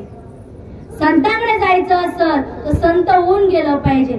जाऊ ना आम्ही भगवी कपडे घालू, गळ्यात माळा घालू, एखादी कोल्हापुरी आणू. ध्याने संत नाही व्हायचं, अंतःकरणाने संत व्हायचं. अंतःकरणाने संत व्हायचं म्हणजे काय करायचं? मन, बुद्धी, चित्त, अहंकार यांना जेवढी जास्तीत जास्त स्थिरता प्राप्त होईल तसं ते मन संतांकडे वळणार आहे. ते मन नाहीच आहे मुळात, फक्त ते विषयांकडे आपण गेलं आहे. आणि आपण ओवीच घेतली, पाये पा दूध पवित्र आणि गोड, पासी त्वचेची या पत्राड, अव्हेरून गोचिड अशुद्ध रक्त न सेवेती. काय सगळ्यांना गाई म्हशी सगळ्यांच्याकडे आहे, दूध गाईच्या कासेमध्ये आहे, गोचिड सुद्धा गाईच्या कासेमध्येच आहे. पण गोचिडाला दूध पिता येत नाही, तो रक्त सेवन करतो. आणि जे दूध अमृत म्हणून आपण आपल्या बालकांना देत असतो, पण गोचिड ते सेवन करीत नाही. का करीत नाही? जसं तुम्ही आम्ही आपल्या माळीमाळा, आपल्या तळेगाव पंचक्रोशी मध्ये कमी माणसं आहेत का? पण एवढेच काही फार, एवढेच काही तर जमलेत. कारण ज्या वेळेला आपण गोचिड म्हणजे अविचारांची जी दृष्टी आहे, आपल्याला विषय गोड लागतात. संत सांगतात विषयाचा पडे पाडू आणि गोड परमार्थ लागे करू. इथं बघा भांडणं झाली असती ना आपल्या चौकामध्ये, उभं राहायला जागा नसती. कोण कॅमेरा घेऊन आला असतो, कोण काय घेऊन असतं, काय झालंय काय पाहण्यासाठी. पण संतांचे वचन ऐकण्यासाठी कोणासाठी वेळ नाहीये. स्वतःचा जीवाचा उद्धार करून घेण्यासाठी कोणाकडे वेळ नाहीये. आणि ज्या वेळेस वेळ कधी कळतो? तोंडाने बोलता येत नाही, हाताने वस्तू धरता येत नाही, पायाने चालता येत नाही, हा देव थकतो, त्यावेळेस हा राम म्हणायला लागतो. संत सांगतात भगवंत म्हणतो आता तू राम पुढच्या जन्मामध्ये म्हण. मग आपण हा देव क्षीण होण्याच्या आधी आपण संतांना शरण गेलं पाहिजे. कारण संतांनी सांगितलंय की न बोलो फार न बैसो जनामध्ये, मोडतील भक्तीच्या वाटा आणि कोपतील संतजन. पण आपल्याला विषयचं गळल्याशिवाय, इतरांचे उणीधुणी काढल्याशिवाय आपल्याला गोड वाटत नाही. आणि हे गोडच आपल्याला कधी कधी आपलं प्रारब्ध कर्म वाढून जातात, हे आपल्याला सुद्धा कळत नाही. मग ह्या सगळ्यातून आपल्याला जर बाहेर पडायचं असेल तर संत नामाचा एकच धागा आहे, तो आपल्याला याच्यामध्ये धरला पाहिजे. जसं नामाच्या एका धागाने अखंड सगळे जोडले जातात, की नामाच्या प्रेमाने जी जोडलेली जातात. पण नाती असेल, तुम्ही जर नात्याने पाहिलं तर नात्यामध्ये काय आहे? कमी जास्तपणा आहे, उणं आहे, काहीतरी राहिलं आहे, काहीतरी वाढलेलं आहे. परंतु जर तुम्ही संतांच्या सेवेमध्ये गेलात, नामाच्या धाग्याने जोडलेला गेलात, तर तुम्हाला प्रेमाशिवाय दुसरं काही दिसणार नाही. याचं उदाहरण म्हणजे रतनजी टाटा. आम्हाला सगळ्यांना माहिती आहे, हे ज्या वेळेला त्यांचं ज्या वेळेला भाषण व्हायचं त्यावेळेला हे तुफान गर्दी व्हायची, उभं राहायला लोकांना जागा नसायची. आणि एवढं त्यांचं प्रभुत्व होतं, असं त्यांचं वक्तृत्व होतं, असं त्यांचा आचार होता, विचार होता. ज्या वेळेला ते स्वतःच्या कंपनीमध्ये आले, त्यांनी भाषण देऊन आल्यानंतर कंपनीमध्ये आले, कंपनीमध्ये आल्यानंतर त्या कामगारांनी त्यांचं स्वागत गुलाबाच्या फुलांनी केलं. गुलाबाचं फुल रतनजी टाटांना दिलं. एका गुलाबाच्या फुलापुढं रतनजी टाटांना डोळ्यातून अश्रू वाहू लागले, त्यांना बोलता आलं नाही. एवढे तास, दीड तास, 2 तास भाषण देणारे, त्यांना एका शब्दाने सुद्धा व्यक्त होता आलं नाही. ते त्या ठिकाणी निशब्द झाले. का? एक प्रेम भाव चाहिए तुझ्या कष्ट अपाट. म्हणून आपण जन्माला आल्यानंतर आपण सुद्धा एकमेकांना प्रेम दिलं पाहिजे. कारण जीव हा त्याचाच भुकेला आहे, आणि जोपर्यंत आपण हे देत नाही तोपर्यंत ते आपल्याला सुद्धा परतून मिळत नाही. कारण संत सांगतात नेकी कर दर्या मेडाल. आता कलियुगामध्ये ह्या सोशल मीडियाच्या जमान्यामध्ये याच्या पुढे सांगणार हमने जूते खाए तू भी जूते खा. या सोशल मीडियाचा जमाना आहे, आणि ह्याच्यामध्ये जर आपल्याला तरुण जायचं असेल, जर आपल्याला वावरायचं असेल, ह्या कलियुगामध्ये जर आपल्याला टिकाव धरायचं असेल तर आपल्या संतांना शरण गेलं पाहिजे. कारण या 64 कला आपल्या जरी नाही आल्या तरी चालतील, पण जीवन जगण्याची जी कला आहे ती आपल्याला आली पाहिजे. कोणाशी काय बोलावं, कसं बोलावं, कसं वागावं, आपण कुठे जावं, कुठे जाऊ नये, काय करावं, काय करू नये, हा बुद्धीचा विवेक जर आपल्याला झाला तर आपल्या जीवाची सुटका झाल्याशिवाय राहणार नाही.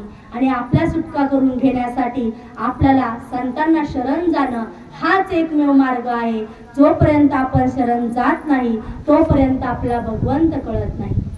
आणि भगवंत कळण्यासाठी आपल्याला नाम हा एकमेव धागा आहे जो आपल्याला भगवंतापर्यंत नेऊन पोहोचवतो. संत मायबाप हो, तुम्हा सगळ्यांना माहीत आहे गुलाबजाम असतात. गुलाबजाम आपण तुपामध्ये तळले, तेलामध्ये तळले तर त्याची गोडी आहे का?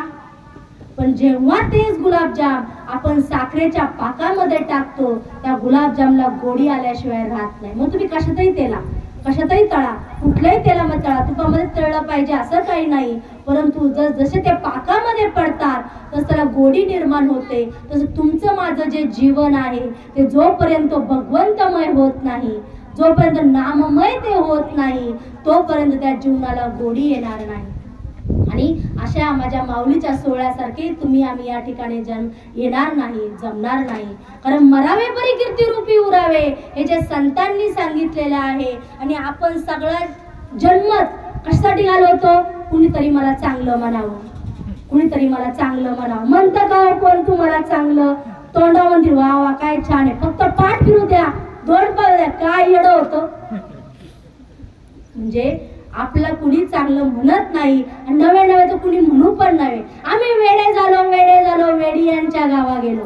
लोकांनी आपला वेड म्हणा कुणासाठी? नामासाठी. मीराबाई लोक वेडे म्हणायचे, पण त्याच नाचूंगी नाचूंगी नाचूंगी मैं हरिगुण गावत नाचूंगी, नाचूंगी नाचूंगी नाचूंगी मैं हरिगुण गावत नाचूंगी. त्या मीराबाई सारखं नाचता आलं पाहिजे. आपल्याला डीजे समोर खूप नाचायला येतं, भजन लाव द्या, अंग वळत नाही आपलं, ना डुलायला येत ना हलायला येत. का? डीजे समोर आपापा ताल धरतो. हा चिंतनाचा विषय माय बापू, आपला पण चिंतन करायचं. हे चिंतन झालं ना की आपल्याला जीवनाचा मार्ग सापडल्याशिवाय राहणार नाही आणि आपलं हे जीवन भवसागर तरुण गेल्याशिवाय राहणार नाही. मग हा भवसागर तरुण जाण्यासाठी आपलं मन स्थिर, हा सगळा जो खेळ आहे ना तो मनाचा आहे. मनच आहे जे धावत राहतं. त्या मनाला शांत करण्यासाठी नामाशिवाय दुसरी कुठलीच व्यसन नाही. गाई बैल शेळ्या मोकळ्या सोडा बरं, ते शेतामध्ये तोंड घातल्याशिवाय राहणार नाही. व्यसन घाला, जागचे हलणार नाही. मग तुम्हाला जर व्यसन घालायची असेल, जर नामाची घातली तर आपल्या जीवाचा उद्धार झाल्याशिवाय राहणार नाही. आणि हा जीवाचा उद्धार होण्यासाठी संत हा एकमेव औषध तुमच्या आमच्याकडे आहे. आपलं थोर भाग्य आहे की आपण माऊली नंतर जन्माला आलो. माऊलींच्या आधी आलो असतो तर ह्या जगताने ह्या विश्वाने माऊलींना एवढा त्रास दिला. आता आळंदीमध्ये पाऊल ठेवायला जागा नाही आणि माऊली असताना माऊली सोबत सुद्धा कुणी नव्हतं. हा जो महिमा आहे, एवढा त्रास त्यांनी सहन केला, एवढं दुःख त्यांनी सहन केलं, एवढं सगळं करून सुद्धा त्यांनी आता विश्वात्मके देवे विश्वासाठी प्रसाद मागितलं. जर माऊलींनी प्रसाद मागितलं नसतं संत मायबाप हो, मी सांगायला आणि तुम्ही ऐकायला जमूच शकले नसते. तेवढं आपल्याला अधिकारच प्राप्त झाला नसता. आणि एवढी सगळी संपूर्ण 18 अध्याय अर्जुनाचा एक भ्रम घालवण्यासाठी भगवद्गीता सांगावी लागली. 18 अध्याय त्याला सांगावे लागले एक भ्रम घालवण्यासाठी. मग तुम्ही आम्ही आपले तर किती भ्रम आहेत, आपल्या किती कल्पना आहेत, किती वेळा पारायण करावे लागतील आपल्याला. हा विचार करायची गोष्ट आहे. हा जर विचार केला एक भ्रम घालवण्यासाठी, काय भ्रम झाला? हे माझे नातेवाईक आहेत, हे माझे आप्तेष्ट आहेत, हे माझे गुरु आहेत, यांना मी कसं मारणार? ह्या एका भ्रमासाठी संपूर्ण भगवद्गीता सांगावी लागली. आणि मग अर्जुनाचा भ्रम दूर झाला. ह्यांना मारणारा मी कोणीच नाही, ह्यांना मी मारूच शकत नाही, हे आधीच मृतावस्थेत गेलेले आहेत, मी फक्त निमित्त मात्र धनी आहे. कारण ह्यांना मारणारा त्यांचे कर्म आणि भगवंत दोनच आहेत. ही ताकद माझ्यामध्ये नाहीये, हे फक्त भगवंताचा कृपाशीर्वाद आहे, म्हणून हे शक्य आहे.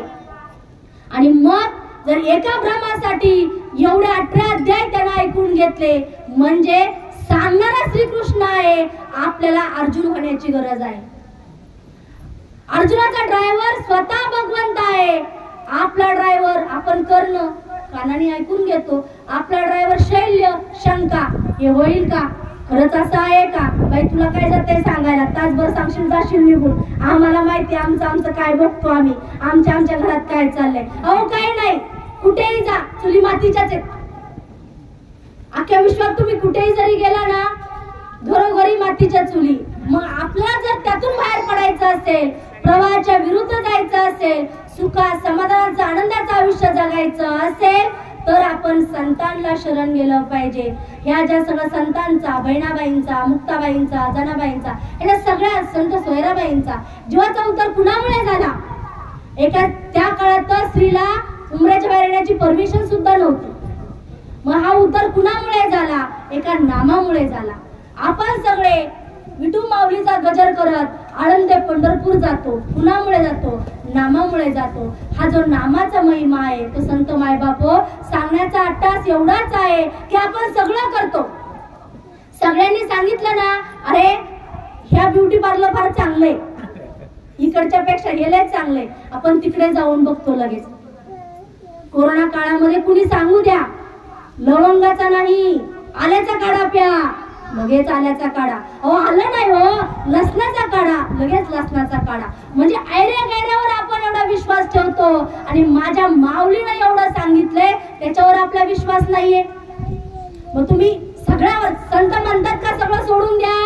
नाही, आपण त्यांच्यातही दोष पाहतो. तुकाराम महाराजांनी 2 बायका केल्या. म्हणजे संतांमध्ये दोष पाहणारे आपण, संतांमध्ये दोष पाहण्यापेक्षा संतांनी मला जगायला काय सांगितलं, मला कसा आचार विचार दिलेला आहे, तो जर आपण पाहिला तर आपण जीवने धन्य होणार आहे. आणि मग त्यावेळेला आपली दृष्टी होईल, पाया पडू गेले पर पाऊलची दिसेना, समोर की पाठी मोरा न कळे. मग या संपूर्ण ब्रह्मांडामध्ये, संपूर्ण सृष्टीमध्ये एकमेव भगवंत भरून उरलेला आहे, हा आपला विश्वास होईल. मग फक्त देवळातच आपण भगवंत शोधायला जाणार नाही, कारण तो संपूर्ण तुम्ही सगळे आलेले भगवंताचीच रूपात. जर तुमची मी सेवा केली तर भगवंत मला भेटल्याशिवाय राहणार नाही. आणि म्हणून संत भगवंत कळून घ्यायचा असेल तर आपण संतांना शरण गेलं पाहिजे. आपण एक शेवटचा अभंग घेऊ, प्रदक्षिणा होईल, त्यानंतर पसदान होईल आणि आजची सेवा या ठिकाणी संपून जाईल. कसं सांगू गुरुच्या मुलाला हो, कसं सांगू गुरुच्या मुलाला, कसं सांगू गुरुच्या मुलाला हो, कसं सांगू गुरुच्या मुलाला, करंट आला जन्माला हो, कसं सांगू गुरुच्या मुलाला, कसं सांगू गुरुच्या मुलाला हो, कसं सांगू गुरुच्या मुलाला. गुरु आहे महाज्ञानी, गुरु आहे महाज्ञानी, प्रकाश त्यांचा आहे त्रिभुवनी, करंट आला जन्माला हो, कसं सांगू गुरुच्या मुलाला, करंट आला जन्माला हो, कसं सांगू गुरुच्या मुलाला. उठ रे मुला सांडी आळस, उठ रे मुला सांडी आळस, पहा केवढा ब्रह्मप्रकाश, तिन्ही देव येती दर्शना हो, कसं सांगू गुरुच्या मुलाला, तिन्ही देव येती दर्शना हो, कसं सांगू गुरुच्या मुलाला. करंट आला जन्माला हो, कसं सांगू गुरुच्या मुलाला, करंट आला जन्माला हो, कसं सांगू गुरुच्या मुलाला. पुत्र उठला जड जोडोनी, पुत्र उठला जड जोडोनी, ब्रह्मानंदी गेला डुंबोनी, किती आनंद झालाय गुरुला, कसं सांगू गुरुच्या मुलाला, किती आनंद झालाय गुरुला हो, कसं सांगू गुरुच्या मुलाला. करंट आला जन्माला हो, कसं सांगू गुरुच्या मुलाला, करंट आला जन्माला हो, कसं सांगू गुरुच्या मुलाला, करंट आला जन्माला हो, कसं सांगू गुरुच्या मुलाला. माझी झालेली सेवा, जे काही माझी सेवा होती, जे काही चांगलं होतं, जे काही तुमच्या बुद्धीमध्ये विचारांची प्रेरणा देणारं होतं, ते सर्व काही माझ्या सद्गुरूंचं आहे. आणि जे काही चुकीचं गेलं असेल, त्याच्यामुळे जे कोणाचं काही मन दुखावलं गेलं असेल, तर तो माझ्या बुद्धीचा भेद समजावा, नाही का. माझी झालेली सेवा माझ्या सद्गुरूंच्या चरणी, माझ्या 4 महात्म्यांच्या चरणी, तुम्हा सर्व मायबापांच्या चरणी समर्पित करते आणि मी माझ्या सेवेला पूर्ण विराम देते. जय हरी. पुंडलिकावरती हरी विठ्ठल श्री ज्ञानदेव तुकाराम पंढरीनाथ भगवान की जय। ज्ञानेश्वर महाराज की जय। जगद्गुरु संत तुकाराम महाराज की जय। सच्चिदानंद श्रीपाद बाबा की जय। सच्चिदानंद रामदास बाबा की जय। सच्चिदानंद नारायण बाबा की जय। सच्चिदानंद रविदास माऊली की जय। एकनाथ महाराज की जय। जनार्दन स्वामी की जय। अवधूत चिंतन श्री गुरुदेव दत्त गोपाळ कृष्ण भगवान की जय। सर्व संतान की जय। प्रदक्षिणा घेऊया। धन्य धन्य हो प्रदक्षिणा सद्गुरुरायाची झाली त्वरा सुंदरा विमान उतरायाची। धन्य धन्य हो प्रदक्षिणा सद्गुरुरायाची झाली त्वरा सुंदरा विमान उतरायाची। पदोपदी अपार झाल्या पुण्याच्या राशी। पदोपदी अपार झाल्या पुण्याच्या राशी। सर्व तीर्थे घडली आम्हा आदि करुणिकाशी। धन्य धन्य हो प्रदक्षिणा सद्गुरुरायाची झाली त्वरा सुंदरा विमान उतरायाची। धन्य धन्य हो प्रदक्षिणा सद्गुरुरायाची त्वरा सुंदरा विमान उतरायाची। गुरुभजनाचा महिमा न कळे अगमा निगमासी। गुरुभजनाचा महिमा न कळे अगमा निगमासी। अनुभवते जाणती जे गुरुपदीचे वासी। धन्य धन्य हो प्रदक्षिणा सद्गुरुरायाची झाली त्वरा सुंदरा विमान उतरायाची। धन्य धन्य हो प्रदक्षिणा सद्गुरुरायाची झाली त्वरा सुंदरा विमान उतरायाची। मृदुंग टाळ घोष भक्त भावार्थे गाती। मृदुंग टाळ घोष भक्त भावार्थे गाती। नाम संकीर्तने ब्रह्मानंदे नाचती। धन्य हो प्रदक्षिणा सद्गुरुरायाची झाली त्वरा सुंदरा विमान उतरायाची। धन्य धन्य हो प्रदक्षिणा सद्गुरुरायाची झाली त्वरा सुंदरा विमान उतरायाची। कोटी ब्रह्म हत्या हरिता करिता दंडवत। कोटी ब्रह्म हत्या हरिता करिता दंडवत। लोटांगण घालिता मोक्ष लोळे पायात। धन्य धन्य हो प्रदक्षिणा सद्गुरुरायाची झाली त्वरा विमान उतरायाची। धन्य धन्य हो प्रदक्षिणा सद्गुरुरायाची झाली त्वरा सुंदरा विमान उतरायाची। प्रदक्षिणा घालिता देह भावे अर्पिला। प्रदक्षिणा घालिता देह भावे अर्पिला। श्रीरंगात्मक विठ्ठल पुढे उभा राहिला। धन्य हो प्रदक्षिणा सद्गुरुरायाची झाली त्वरा सुंदरा विमान उतरायाची। धन्य धन्य हो प्रदक्षिणा सद्गुरुरायाची झाली त्वरा सुंदरा विमान उतरायाची। झाली त्वरा सुंदरा विमान उतरायाची। झाली त्वरा सुंदरा विमान उतरायाची। बोला पुंडलिकावरती हरी विठ्ठल श्री ज्ञानदेव तुकाराम पंढरीनाथ भगवान की जय। माऊली ज्ञानेश्वर महाराज की जय। जगद्गुरु संत तुकाराम महाराज की जय। सच्चिदानंद श्रीपाद बाबा की जय। सच्चिदानंद रामदास बाबा की जय। सच्चिदानंद नारायण बाबा की जय। सच्चिदानंद रविदास माऊली की जय। एकनाथ महाराज की जय। जनार्दन स्वामी की जय। अवधूत चिंतन देव दत्त गोपाळ कृष्ण भगवान की जय। आता विश्वात्मके देवे येणे वाग्यज्ञे तोषावे। तोषोनी मज द्यावे पसाय दानहे।